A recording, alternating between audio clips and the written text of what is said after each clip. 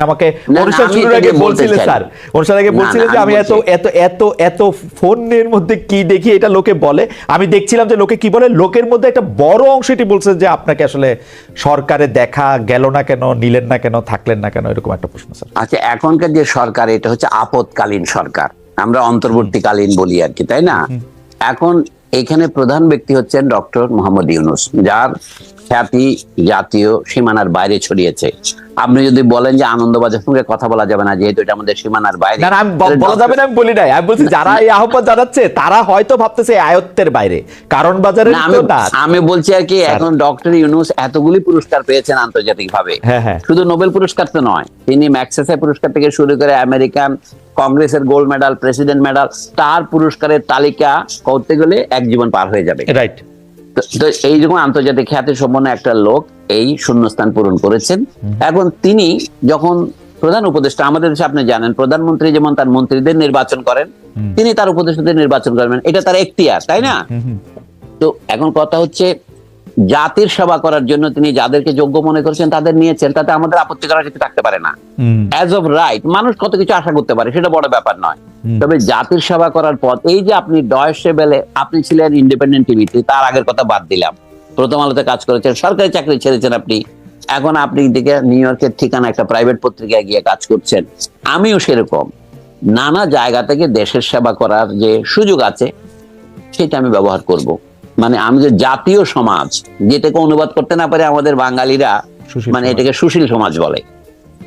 আমাদের শিক্ষা দীক্ষার যে কত অন্যায় অবনয়ন হয়েছে তার একটা প্রধান হচ্ছে লোকে সিভিল সোসাইটি অনুবাদ করতে পারে না, পলিটিক্যাল ইকোনমির অনুবাদ করতে পারে না, পলিটিক্যাল ইকোনমি অনুবাদ করে রাজনৈতিক অর্থনীতি, তাতে বোঝা যায় সে নিজে যে আসলে দেউলিয়া, এটাই প্রমাণ করে। বাংলাদেশের বুদ্ধিজীবী সমাজ প্রায় দেউলিয়া, কারণ সবাই দেখে অনুবাদ করে। তৃতীয় হচ্ছে প্রজাতন্ত্র, আমি তিনটা শব্দ, সস্তার তিন অবস্থা বলে না, আমাদের সুশীল সমাজ, রাজনৈতিক অর্থনীতি এবং নাগরিক তন্ত্র। আমাদের এক বন্ধু বলে এটার নাম হবে সর্বজনতন্ত্র, কারণ সর্বজন শব্দটা তার প্রিয়। তা আমি বলছি এই অবস্থায় কথা বলা খুব মুশকিল। আমার কাজ হলো একজন নাগরিক হিসেবে, আপনি উপদেষ্টা হলেন কি হলেন না বড় ব্যাপার নয়, আপনি আমাকে বলেন, আমি আমার কর্তব্য পালনে যেখানে যেখানে বিচ্যুত হয়েছি সেখানে সংশোধন করে দেন, সেটা করব। উপদেষ্টা হওয়াটা কোনো বড় ব্যাপার নয়। দেশে ভবিষ্যতে নির্বাচন হবে, আমি মনে করি যারা নির্বাচিত হয়ে আসবে, এখন এটাই হচ্ছে গুরুত্বপূর্ণ প্রশ্ন। সংবিধান সংশোধনের জন্য আমাদের যেটা দরকার, আমাদের একটা গণপরিষদের নির্বাচন দরকার, কনস্টিটিউয়েন্ট অ্যাসেম্বলি দরকার, এবং সেই কনস্টিটিউয়েন্ট অ্যাসেম্বলি সংবিধান প্রণয়নের পর নিজেকে অবলুপ্ত করতে পারে অথবা নিজে আরো কয়েক বছর সরকার পরিচালনার দায়িত্ব করতে পারে। একটা উদাহরণ দিই আপনাকে, আমি উদাহরণটা দেই। এই যে লিগাল ফ্রেমওয়ার্ক অর্ডার পাকিস্তান সরকার যেটা দিয়েছিল 1970-এ, লক্ষ্য করে 1954 সনে পাকিস্তানের, পূর্ব পাকিস্তানের নির্বাচন হয়েছিল পৃথক নির্বাচন ব্যবস্থার মাধ্যমে, হিন্দু মুসলমান আলাদা ভোট দিত। 1970-এই প্রথম সম্মিলিত নির্বাচন হলো। সেই নির্বাচনে কি শর্ত দিয়েছিল? 120 দিনের মধ্যে সংবিধান প্রণয়ন করতে হবে, যদি না পারে তাহলে প্রেসিডেন্ট এটাকে বাতিল করে দেবেন।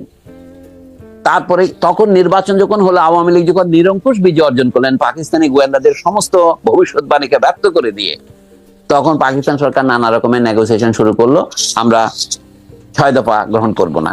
কিন্তু তার আগে তারা কিন্তু কোনো আপত্তি করে নাই। লক্ষ্য করার বিষয়, 6 দফার ভিত্তিতে নির্বাচন হয়েছে, কিন্তু 120 দিনের মধ্যে যদি সংবিধান প্রণয়ন করতে না পারতো আওয়ামী লীগ ধরুন, তাহলে তো এই কনস্টিটিউয়েন্ট অ্যাসেম্বলি বাতিল করে দিত। ওইটা ছিল নির্বাচন, ছিল কনস্টিটিউয়েন্ট অ্যাসেম্বলির নির্বাচন। কিন্তু তাহলে শেখ মুজিব কেন দাবি করলেন আমাকে এখনই পাকিস্তানের প্রধানমন্ত্রীর ক্ষমতা দিতে হবে?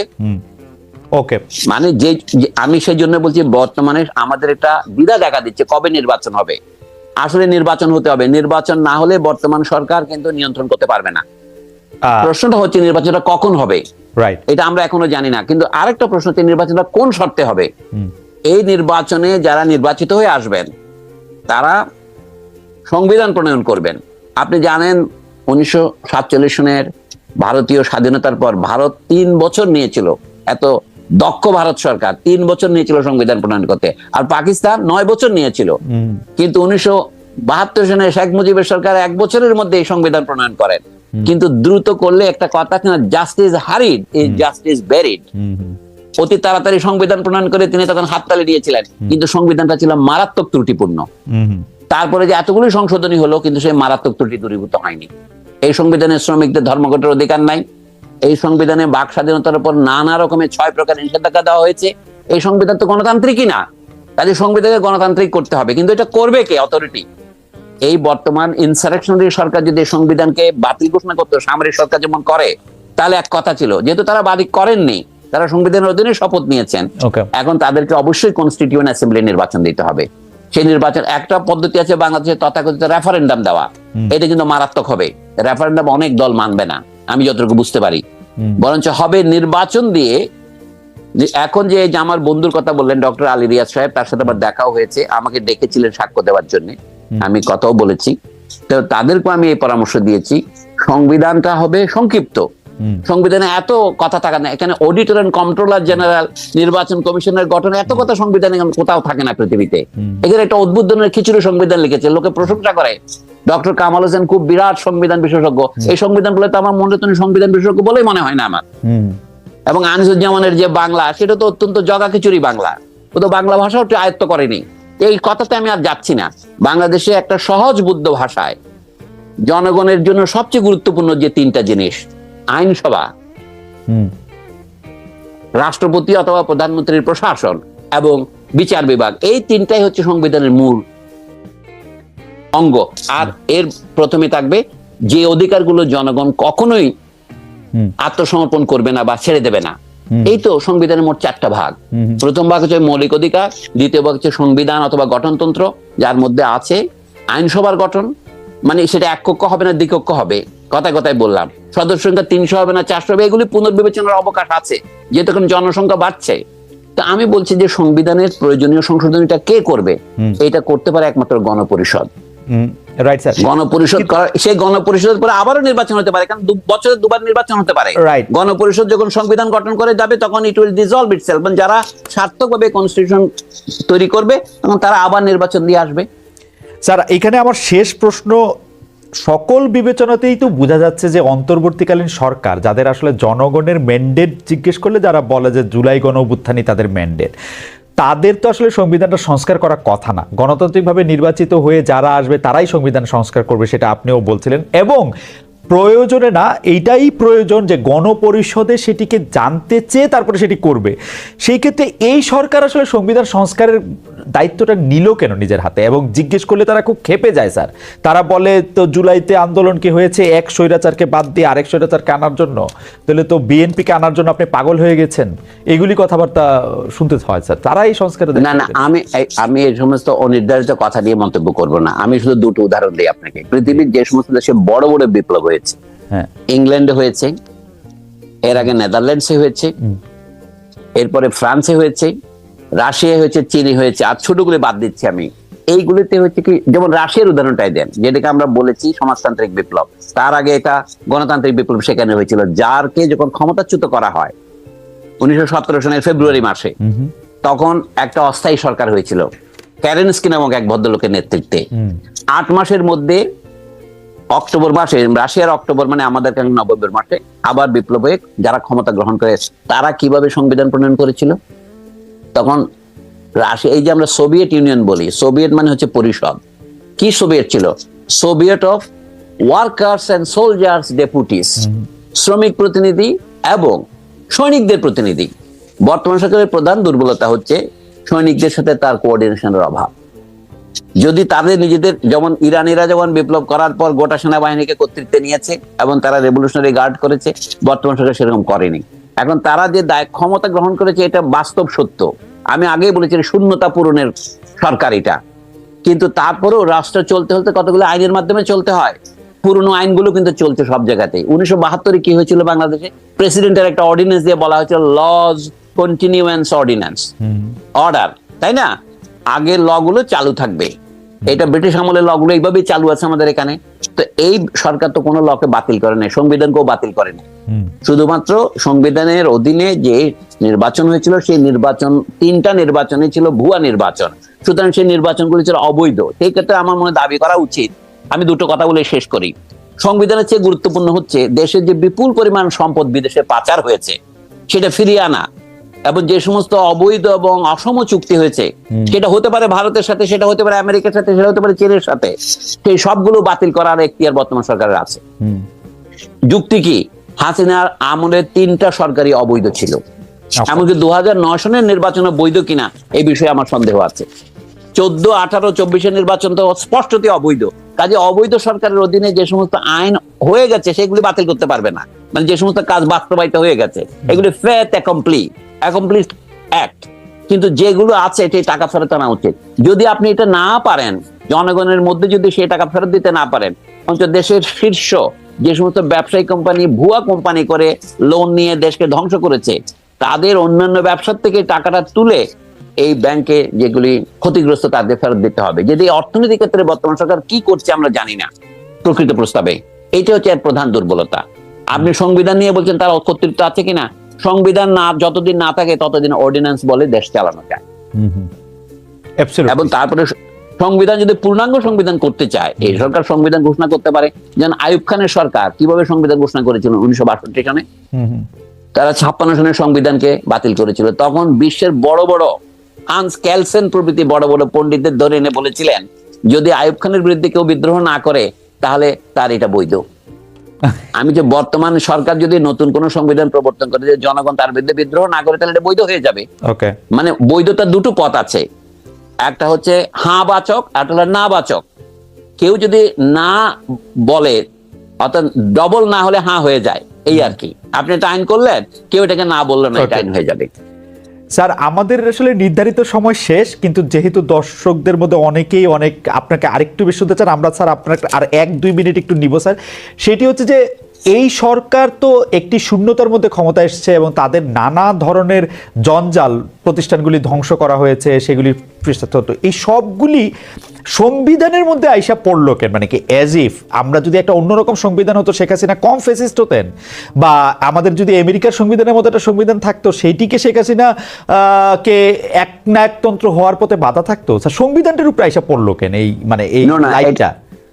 আচ্ছা, সংবিধানটার উপরে এসে পড়লো যে কারণ সংবিধান হচ্ছে বহিঃপ্রকাশ। মানুষ যখন জ্বর দেখে তখন মানুষ কি করে, জ্বর পট্টি দেয়।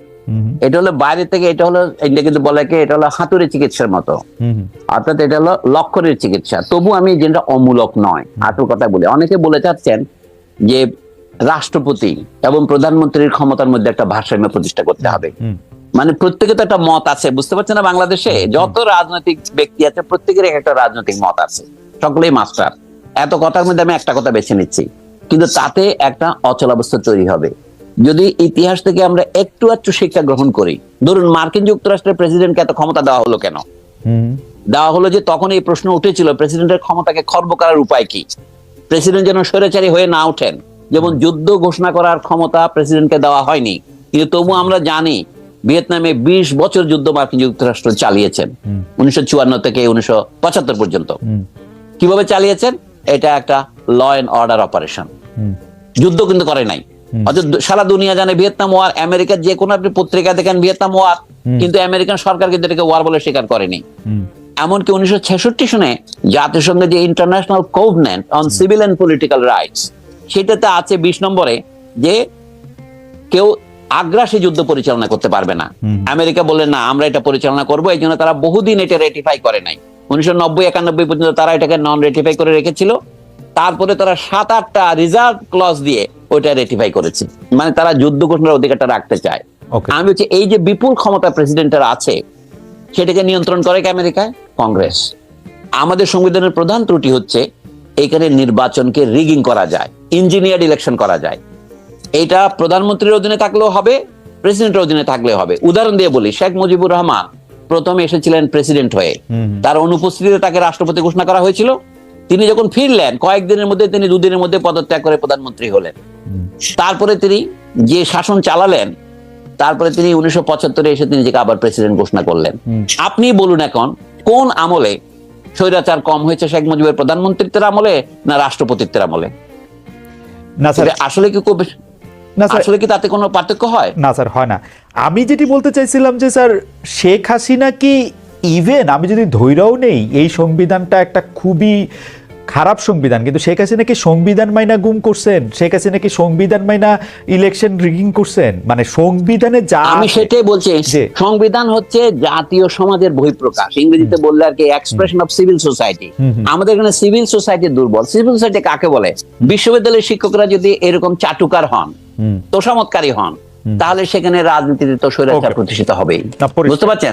আচ্ছা, শুধু তাই নয়, আমাদের ধরেন ডাক্তারদের দুটো সংগঠন হয়ে গেল, একটা হলো ড্যাব, একটা সাচিব। স্বাধীনতা চিকিৎসা পরিষদ। আপনি উদাহরণ দিয়ে বলছি, সাংবাদিক সমিতিগুলো বিভক্ত হয়ে গেল, আপনি নিজে দেখেন না এগুলো? দেখি। আচ্ছা, টেলিভিশন যেগুলোকে পারমিশন দেওয়া হলো, সেগুলো কি ভূমিকা পালন করলো? আপনাকে আপনার টেলিভিশনের মালিক, একদা মালিক, কি করে আপনাকে স্টুপিড বললো? এটা কি সম্ভব? প্রশ্নটা স্টুপিড বলছে, আমাকে না। না, না, আমি Apparently. মনে করি Apparently. না না, অ্যাপারেন্টলি আপনাকেই বলেছে। হ্যাঁ। আপনি স্টুপিডের মতো প্রশ্ন করছেন কেন? তার Right. মানে তো আপনি স্টুপিডই। Right. আর না, আপনাকে এটা বলার দুঃসাহস আমি- হলো কিভাবে? কারণ দুঃসাহসটা হইল হচ্ছে যে আমার কাছে যেটা মনে হয় যে শেষ দিকে আইসে বা গত 5 বছর 7 বছরে আওয়ামী লীগের কাঠামোর মধ্যে যারা আছেন তাদের দুঃসাহস আসলে বাড়ছিলই। না না, বাসার কারণ আছে। আমি এখনই বলি, দেশে যে বিপুল পরিমাণ অর্থ পাচার হলো, এটা বাংলাদেশ ব্যাংকের ভিতর দিয়ে হলো। আপনারা জানেন বাংলাদেশ ব্যাংকের যে সুইফট কোড, এটা কমপক্ষে বলছি 6-7 স্তরের আপনার পাসওয়ার্ড দিয়ে যেতে হয়। রাইট। আজকে শুনলাম উগান্ডার সেন্ট্রাল ব্যাংকও হ্যাকিং Hack হয়েছে। হয়েছে, right. তার মানে এটা দুর্বল দেশে এটা হয় আমাদের, কিন্তু আমাদের দেশ তো উগান্ডার মতো তো দুর্বল দেশ না। ওখানেও উগান্ডাতে যে ডিক্টেটর ছিলেন ইদি আমিন, তো বাংলাদেশে শেখ মুজিব তো তার চেয়ে অনেক বেশি জনপ্রিয় নেতা ছিলেন। তো শেখ মুজিবের আমলে যা হয়েছে, কথাটা খেয়াল করেন, তো সেটা হাসিনার আমলে সেটা বহুগুণে বর্ধিত হলো কি করে? আমি বলি history repeats itself, first as a tragedy, then as a farce. হাসিনাটা তো ফার্স হলো এই জন্য তিনি তো বাপের মতো প্রাণ দিতে পারলেন না, তিনি তো পালিয়ে গেলেন। হ্যাঁ স্যার, এইটা খালি শেষ কথা বলি স্যার। একদা স্যার আপনি এই ভূখণ্ডে, আমি এখন যে দেশে আছি সেখানে অনেকদিন কাটাইছেন স্যার, আপনি এখানে পড়ালেখা করছেন, পড়ছেন। এদের এখানে আসলে হ্যাকিং জিনিসটা এটা হইতে পারে, কিন্তু বাংলাদেশে এটা কেন হয়েছে? এদের এখানে স্টেট ব্যাংক অফ মানে এদের স্টেট ব্যাংকেরও স্যার নানা আরে ভাই, আমি তো বলছি হ্যাকিং তো হয়েছে অল্প টাকা, হ্যাঁ। বুঝতে পারছেন না? তারপরে বিপুল পরিমাণ টাকা, বছরে 17 বিলিয়ন করে চলে গেছে। যদি বাংলাদেশ ব্যাংকের বর্তমান গভর্নরের কথা একেবারে ভুল না হয়, জি। তাহলে এটা কি করে সম্ভব হলো? ডক্টর দেবপ্রিয় ভট্টাচার্য গতকাল বোধহয় কোথাও বলেছেন, আমি পত্রিকা আজকে দেখলাম, জি। যে এই টাকাটা যদি ফেরত নিয়ে আসতে না পারেন, তাহলে আপনি কিসের বিকল্প সরকার হয়েছে? এটা খুব কথা না? এটা ভালো কথা বলছে। এটা গুরুত্বপূর্ণ কথা, এটা করতে হবে। আমার কথা হচ্ছে কি, দেশের ব্যাংকিং খাতটাকে ধ্বংস করে দিয়েছে, Okay. দেশের বিদ্যুৎ খাতটাকে ধ্বংস করে দিয়েছেন। মানে গ্রাফিক ভাষায় দেবপ্রিয় বলেছেন Right. যে আমাদের দুটো কিডনি নষ্ট করে ফেলেছে। একটা হচ্ছে দেশের ফিনান্সিয়াল সিস্টেম, আর একটা হলো দেশের এনার্জি সিস্টেম। আসলে তো এই অপরাধ তো অমার্জনীয়, অথচ এটাকে বলা হয়েছে উন্নয়ন। রাইট। আশ্চর্য ব্যাপার। এবং উন্নয়নের জন্য বলা হচ্ছে, উন্নয়নের জন্য একটা ধারাবাহিকতা দরকার, কন্টিনিউটি দরকার, এবং তাই না? এবং এই জিনিস অনেক শিক্ষিত শিক্ষক বুদ্ধিজীবীরাও এই কথায় মানে এই জায়গায় সুরে সুর মেলাইছে। তোষামধ্যে কি প্রকারে যায়? বাংলাদেশ ব্যাংকের এককালীন গভর্নর ডক্টর আতিউর রহমান, তিনি একা বঙ্গবন্ধুর উপর 180টা বই লিখেছেন।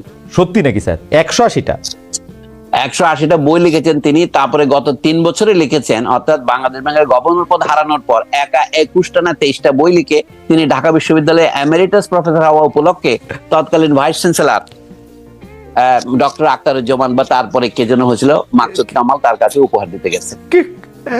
স্যার সকল কল্পনাকে, সকল কার্টুন ছবিকে, সকল কমিককে আমরা সবাই মিলে ছাড়াই গেছিলাম স্যার। একজন, এবং এতগুলি বই তিনি বঙ্গবন্ধু সম্পর্কে লিখলেন, যে বঙ্গবন্ধু সম্পর্কে এমন কি লেখার আছে যে বাংলাদেশ ব্যাংকের গভর্নরশিপ ছাড়ার পরে তিনি এতগুলি বই লিখেছেন, আবার সেগুলি বহন করে নিয়ে গিয়ে উপহার দিচ্ছেন। অর্থাৎ একটা দেশের অধঃপতন কোন পর্যায়ে গেলে এটা হতে পারে, স্যার একটা উদাহরণ মাত্র এটা। জি স্যার।